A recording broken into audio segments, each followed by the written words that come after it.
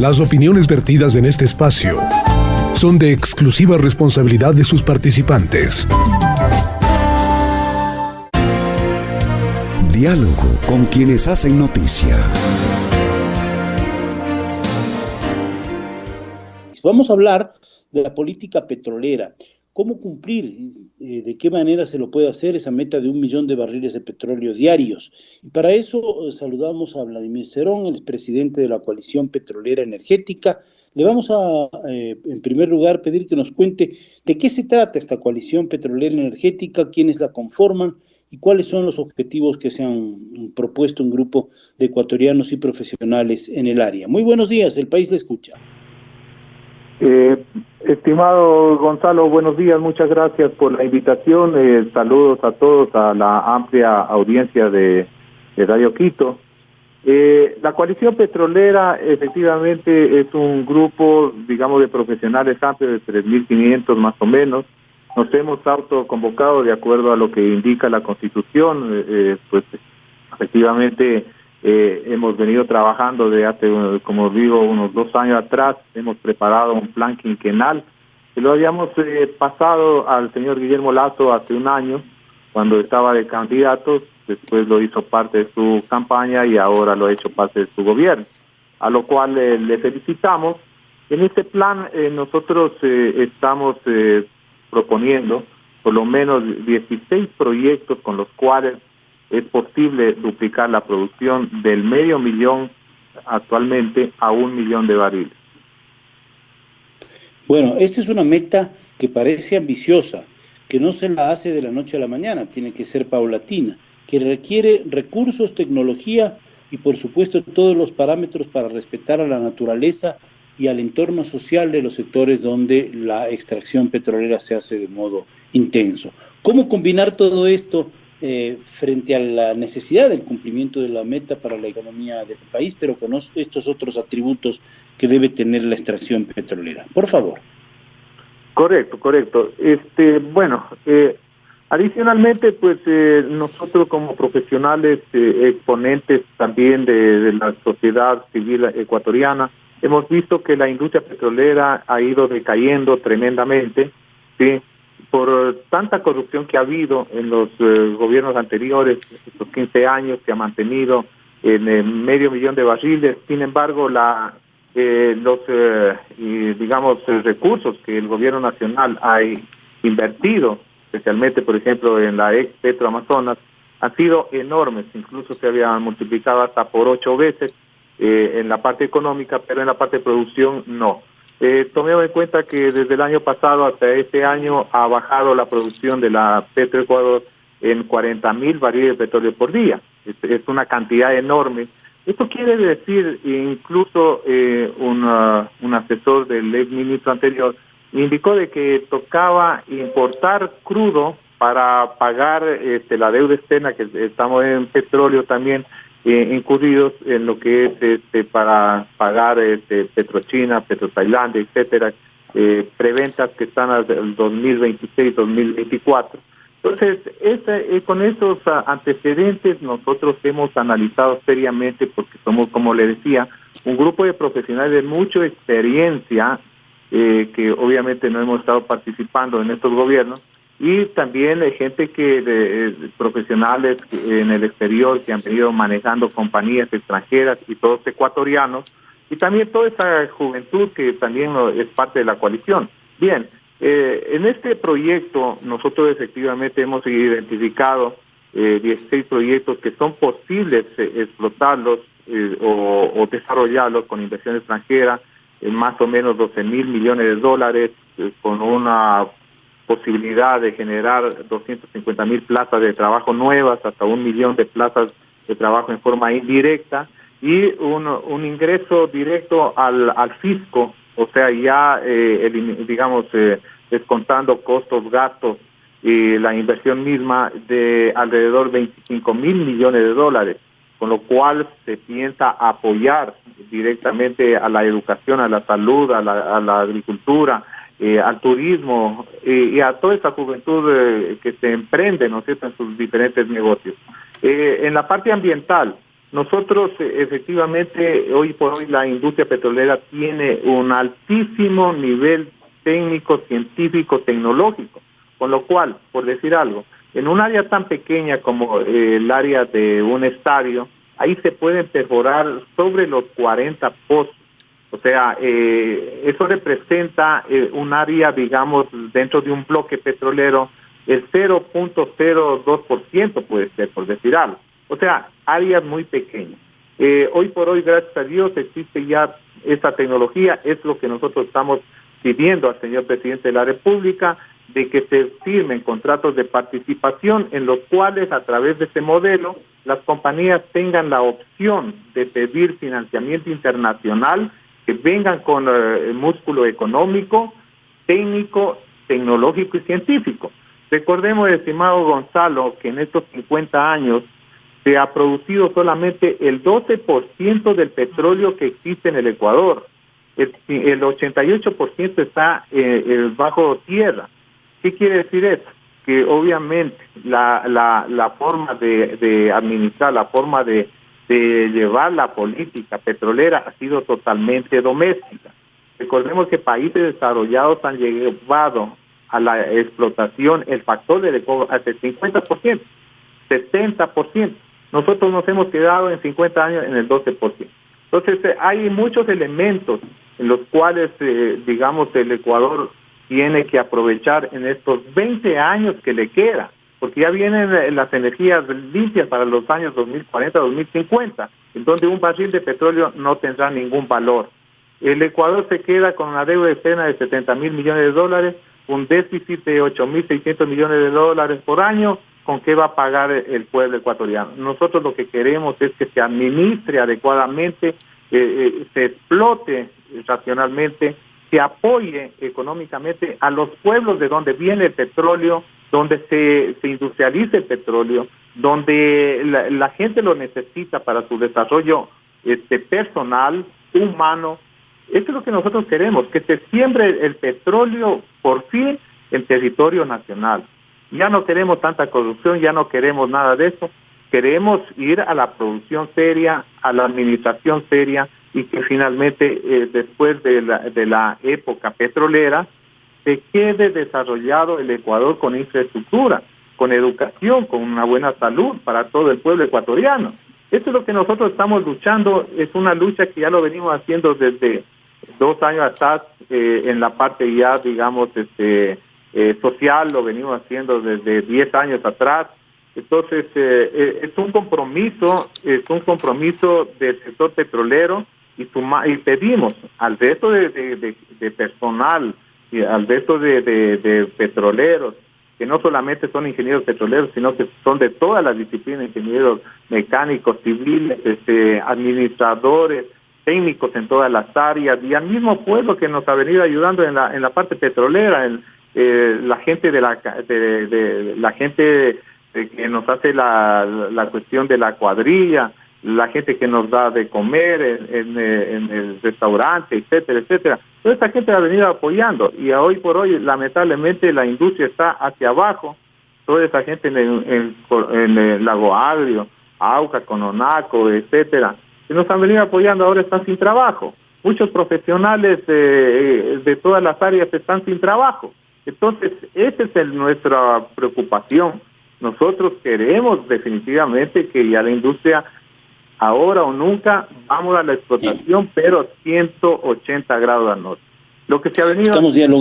Estamos dialogando con Vladimir Cerón, presidente de la Coalición Petrolera Energética. Una muy buena explicación y absolutamente entendible. Si en la extensión de un campo de fútbol se pueden perforar 40 pozos, y entiendo que la alta tecnología de racimo permite extraer rápidamente ese petróleo bajo suelo, hay que hacer también todo el cuidado para que el ambiente se preserve. Esto es básico. Y por supuesto, algo que ha dicho usted, que revierta ese dinero a las áreas desde donde hoy se extrae petróleo. Quizás son algunos de los sectores más deprimidos económicamente, algunos de los pueblos originarios, incluso, que están cerca de las áreas petroleras, y algunas de las poblaciones que han surgido alrededor de la producción petrolera. Pero me quedo con un dato para preguntarle a usted algo más.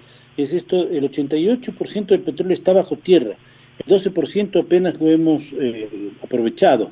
En este umbral de 20 años que tiene el mundo para seguir produciendo petróleo antes de que caigan los precios y ya sea más caro extraerlo que venderlo al petróleo, ¿qué debe hacer el Ecuador? ¿Cómo extraer el petróleo y volcarlo en esa economía? ¿Cómo hacer que esos 25.000 millones de dólares que por ahora están bajo tierra se conviertan en riqueza nacional, en trabajo, siempre respetando este marco de lo ambiental, de las zonas protegidas y por supuesto del equilibrio entre el desarrollo económico tan importante y el respeto a la naturaleza y la responsabilidad social de la industria petrolera? Sí, estimado Gonzalo, muchas gracias por su pregunta. Efectivamente hay que tomar en cuenta de que el Ecuador, después de estos 15 años de desgobierno, que ha quedado endeudado en 70.000 millones de dólares, una deuda casi impagable. ¿Sí? No lo vamos a poder pagar con la agricultura, lamentablemente, no lo vamos a poder pagar con el escasísimo turismo que tenemos, muy doméstico igualmente. Y tenemos que desarrollarle al Ecuador, tenemos que dejar sembrado este petróleo. ¿Cómo lo vamos a hacer? Nosotros lo que le hemos dicho al señor presidente de la República, desde cuando era candidato, de que hay una salida fundamental. La seguridad jurídica. Hay que respetar los contratos, sí, pero hay que renegociarlos. Ahí hay una oportunidad para que las compañías incrementen producción, las compañías. Existe también grandes oportunidades, tenemos Intracampos 1, Intracampos 2, que no han salido, justamente por esta cuestión. Por ejemplo, el Ministerio de Ambiente se demora para dar un permiso 2 años. Intracampos 1 no ha salido a producir un barril de petróleo, sin embargo que se ha firmado ya contratos, 7 contratos hace 2 años. Entonces, ¿qué es lo que ha pasado? Que prácticamente la cuestión, digamos, de la administración que se ha venido llevando en la petrolera no ha sido la correcta. Los administradores que han venido haciendo el manejo de la industria lo han hecho de una manera totalmente política y lamentablemente muy corrupta. Tomemos en cuenta que hasta un vicepresidente está preso por el sector energético. Entonces, mire, lo que hay que hacer es primero cambiar a la gente. Lamentablemente, como dijo el físico más grande de toda la historia, Einstein, no se puede tener los diferentes resultados con la misma gente y con el mismo proceso. Si queremos resultados diferentes, cambiemos los procesos y cambiemos a la gente.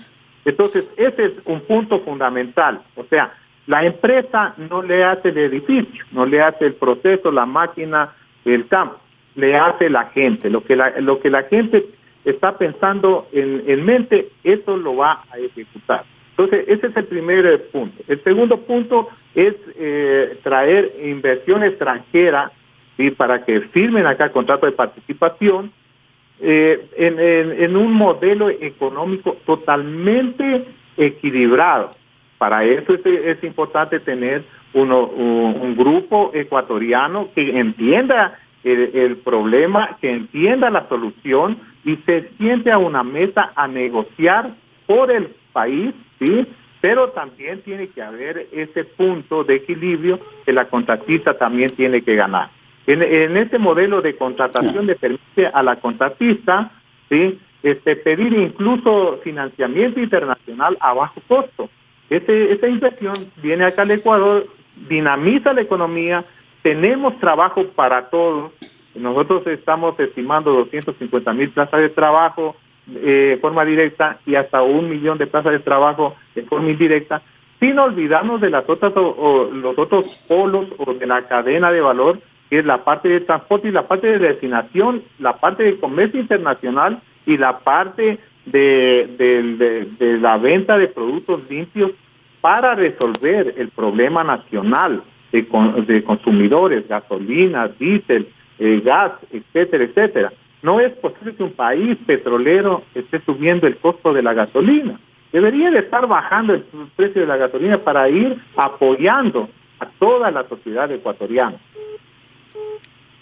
Bien, una cosa que es importante que no nos detalle porque no es el momento, pero sí que nos diga, al menos nos mencione cuáles serían esos 16 proyectos de forma rápida para poder ir cerrando, por favor. ¿Cuáles son? Los 16 proyectos. Sí, mire. Solamente la mención de cada uno de ellos.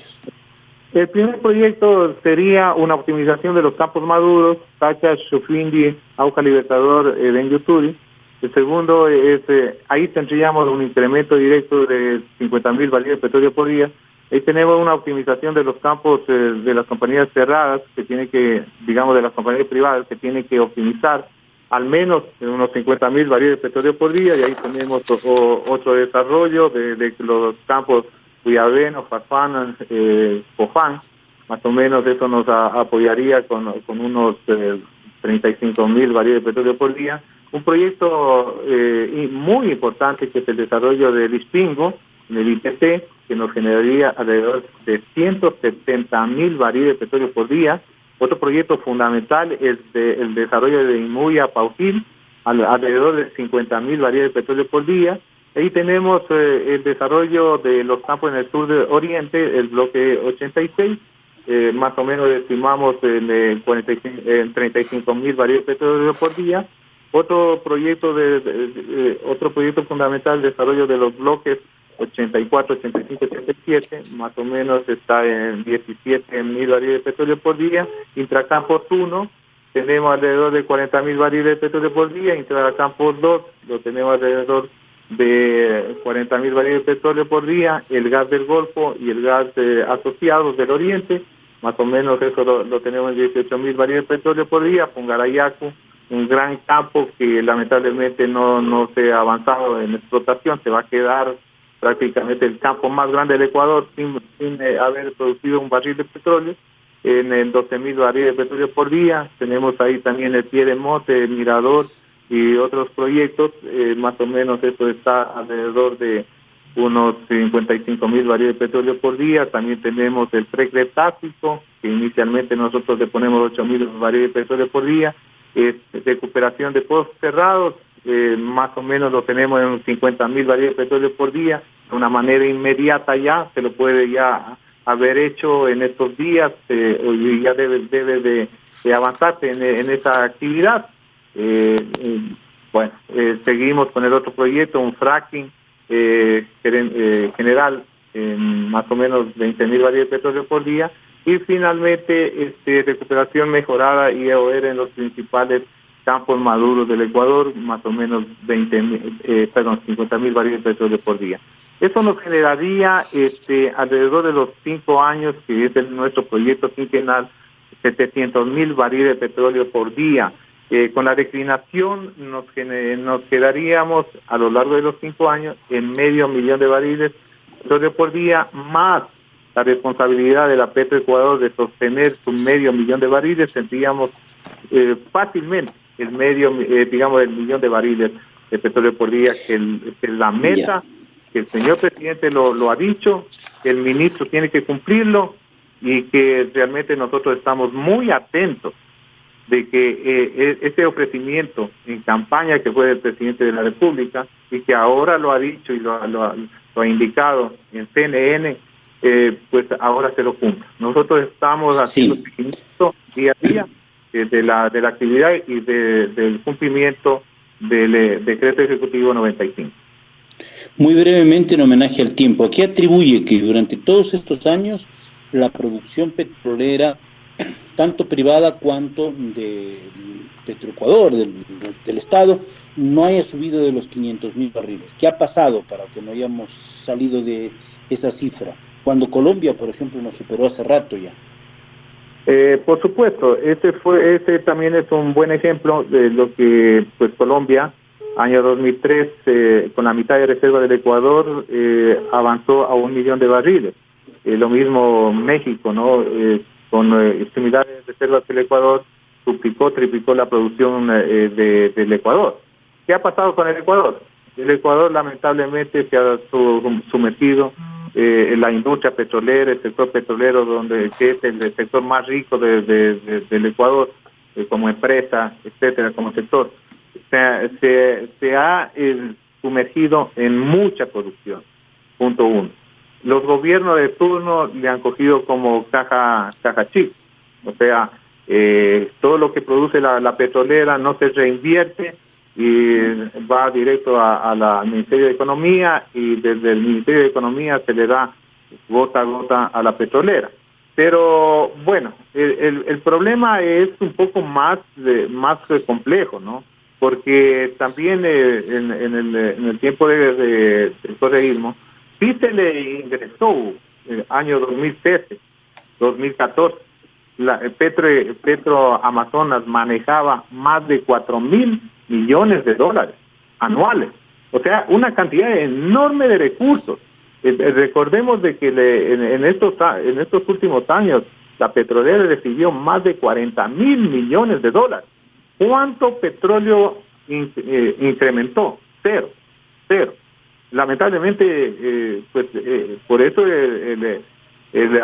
digamos, el decreto 95, parte del decreto está indicando de que el ministro tiene que identificar de 10 años atrás, específicamente en la parte de comercialización internacional de los crudos y la importación de productos limpios, que indique en estos 100 días cómo se ha hecho esta negociación, cómo es que se ha hecho esa preventa hasta los años 2024-2026. Entonces nosotros estamos esperando de que el señor ministro indique en ese informe toda la corrupción que se ha hecho, porque no es más. Lo mismo los contratos de servicios específicos. Son servicios demasiado digamos, inflados, ¿no? O sea, pozos que valían 4 millones de dólares pasaron a valer 9 millones de dólares. Se duplicaron. O sea, ¿y por qué razón? No había razón. Si había un incremento razonable, tal vez por el precio del barril que creció, pero no a esos órdenes, y esos contratos todavía siguen vigentes. Lo que nosotros estamos pidiendo al señor ministro, que de la manera más comedida y con muchos elementos probatorios, pueda negociar y renegociar los precios unitarios de perforación de todos los servicios que están haciendo las compañías. Bien, una última inquietud por ahora, simplemente. ¿Cómo hacer para que haya confianza en la comunidad internacional, atraer empresas serias, con buen músculo financiero, como usted decía hace un momento, pero con tecnología alta para respeto a la naturaleza y, por supuesto, con buenos negocios para el Ecuador? ¿Esto es posible o hay que esperar, no sé, 100 años más? Sí, eso es posible siempre y cuando, digamos, al frente de todo este sector esté la gente que conoce el tema. Eso es fundamental. O sea, usted no puede ir a promocionar un producto si usted no lo conoce. O sea, ese es un punto fundamental.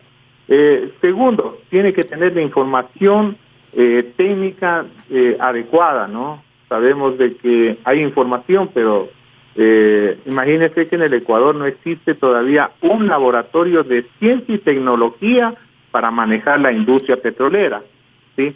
La industria petrolera es una industria técnica científica. ¿Por qué? Porque el petróleo está a 3 kilómetros de profundidad, nadie le ve, pero lamentablemente el Ecuador no tiene un laboratorio en estos 50 años. Entonces, ¿qué es lo que hay que hacer para que venga la inversión extranjera? Primero hay que dar una seguridad jurídica. ¿Qué quiere decir esto? Que no vamos a romper los contratos firmados, pero sí hay que renegociarlos adecuadamente, de acuerdo a los precios de mercado, porque lamentablemente no son los precios de mercado los que están pagando, la herencia de los gobiernos anteriores. Otro punto importante, hay que tener un data room totalmente definido, bien claro, con la información técnica, de tal manera que las compañías estén seguras dónde van a invertir, cómo van a invertir. Otro punto importante, hay que licenciar a los diferentes proyectos. Nosotros tenemos al menos 16 proyectos, con los cuales llevaríamos al 1.000.000 de barriles. ¿Qué quiere decir eso? De que viene la compañía, dicen, perfecto, este proyecto me interesa. Vamos a la parte ambiental social. Entonces, pues ahí dicen, verá, el problema es de que en el Ministerio de Ambiente se demora solamente 2 años para que le apruebe, por lo menos. Entonces ya ninguna compañía va a venir. Hay que licenciar. Entonces, como hace Colombia.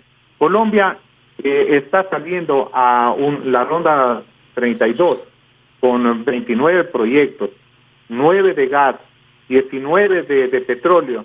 Nos está dando ejemplo cómo se debe de hacer. Ellos que tienen esos proyectos, 29 proyectos, totalmente licenciados. ¿Qué quiere decir eso? Que ya han sido socializados en las áreas y los pueblos indígenas y las comunidades han podido ponerse de acuerdo. Imagínense que ahí hay hasta la guerrilla, ¿sí? Y la guerrilla también ayuda a cuidar el tubo de petróleo, ¿sí? Entonces, pues Colombia lo tiene ya, digamos, una secretaría totalmente desarrollada para socializar los proyectos. Eso es lo que también el gobierno nacional tiene que hacerlo. Tiene que aquí fortalecer una ala de ejecución que tiene que ser. Nosotros antes teníamos la BINAPA dentro del Ministerio de Petróleo.